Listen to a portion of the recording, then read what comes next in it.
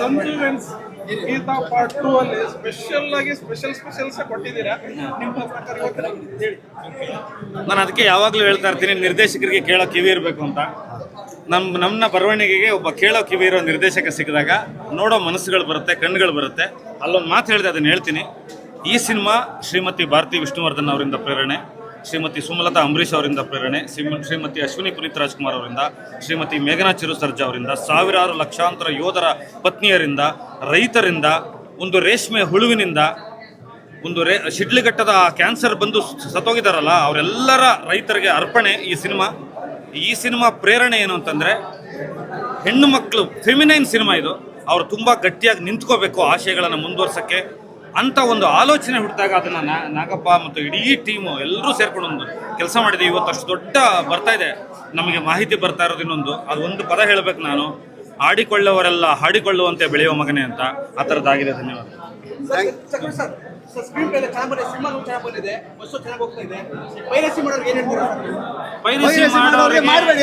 ಮಾಡಬೇಡಿ ಅಂತ ಹೇಳ್ತೀವಿ. ನಿಮಗೂ ಒಂದು ಜಿರ್ಲೆ ಔಷಧಿ ಇದೆ, ಜಿರ್ಲೆ ಔಷಧಿ ಹಾಕ್ತೀವಿ, ಹುಷಾರು ಅಂತ ಹೇಳ್ತೀವಿ.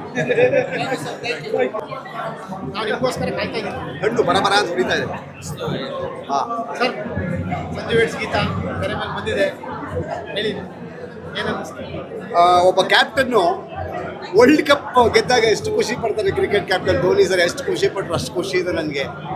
ನಿಜಕ್ಕೂ after a very long time ನಾನೇ ಒಂದು ಒಳ್ಳೆ ಸಿನಿಮಾ ಮಾಡಿದ್ದೀನಿ ಅಂತ ನನಗೆ ಅನ್ನಿಸ್ತಾ ಇದೆ. ನಿಜಕ್ಕೂ ಐ ಥ್ಯಾಂಕ್ ಮೈ ಟೀಮ್. ನಿಜವಾಗ್ಲೂ ಆಡಿಯನ್ಸ್ ಒಂದೊಂದು ಸೀನ್ಗೂ ಕಾಮಿಡಿ ಒಂದೊಂದು ಬಿಟ್ಟನ್ನು ಎಂಜಾಯ್ ಮಾಡೋದು, ಆ ಫೋಟೋಗ್ರಫಿನ ಎಂಜಾಯ್ ಮಾಡೋದು, ಅವ್ರ ವಿಷಲ್ಗಳು, ಅವ್ರ ಕೇಕೆ, ಅವ್ರ ನಗು, ಆಮೇಲೆ ಅವರ ಆ ಇಮೋಷನಲ್ ಸೀನ್ ಬಂದಾಗ ಅವರ ಸೈಲೆನ್ಸ್.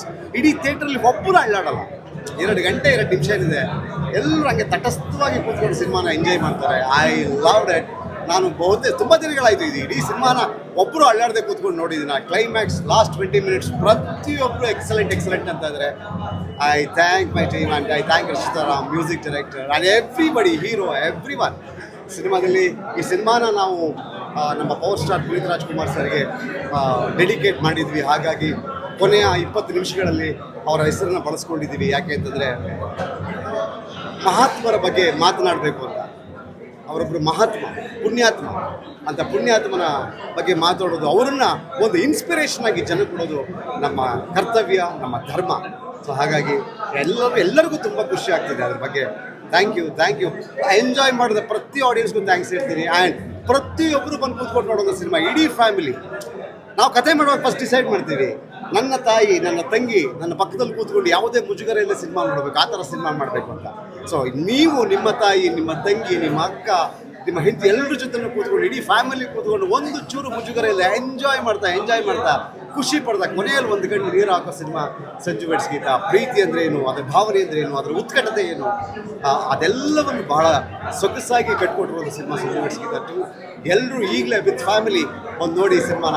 ಎಂಟೈರ್ ಕರ್ನಾಟಕ ಭಾಳ ಅದ್ಭುತವಾದ ರಿವ್ಯೂಸ್ ಬರ್ತಾ ಇದೆ. I am very happy. Sanju Geetha part 1 part 2 extraordinary ಅಂತ ಇದ್ದಾರೆ. Really I am blessed. ಲವರ್ಸ್ಗಳಿಗೆ ಐ ಲವ್ ಯು 1 4 3 ಅನ್ನೋ ತರ ಈ ಫಿಲಿಮ್ ಅಲ್ಲಿ ಇಡ್ಲಿ ಅನ್ನೋದು ಒಂದು ಸ್ಪೆಷಲ್ ವರ್ಡ್ ಕೊಟ್ಬಿಟ್ರಿ. ಹೌದು, ಯಾವ ಟೈಮಲ್ಲಿ ಹೊಳಿತು.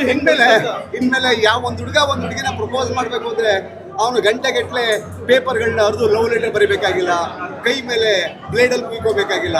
ಅವಳು ಪಕ್ಕದಲ್ಲಿ ನಿಂತಾಗ ಸುಮ್ಮನೆ ಹೆಂಗೆ ನಿಂತ್ಕೊಂಡು ಇಡ್ಲಿ ಅಂದರೆ ಸಾಕು. What is that idli? ಒಂದು ಸಿನಿಮಾ ನೋಡಿ. Love you. ಸರ್ ಇನ್ನೊಂದು ನಿಮಿಷ, ನೀವು ಯಾರಿಗಾದ್ರೂ ಇಡ್ಲಿ ಕೊಟ್ಟಿದ್ರಾ? ನಮ್ಮ ಡಿಸ್ಟ್ರಿಬ್ಯೂಟರ್ ಮಾತಾಡ್ತಾರೆ. ಸರ್, ನೀವು ಯಾರಿಗಾದ್ರೂ ಇಡ್ಲಿ ಕೊಟ್ಟಿದ್ರಾ? ಇಡ್ಲಿ ನನಗೆ ಯಾರಾದರೂ ಕೊಡಲಿ ಅಂತ ಕಾಯ್ತಾ ಇದ್ದೀನಿ. ಎಲ್ಲ ಕನ್ನಡಿಗರಿಗೂ ನಾವು ಏನು ಹೇಳ್ತೀವಿ ಅಂತಂದರೆ, film super duper hit film.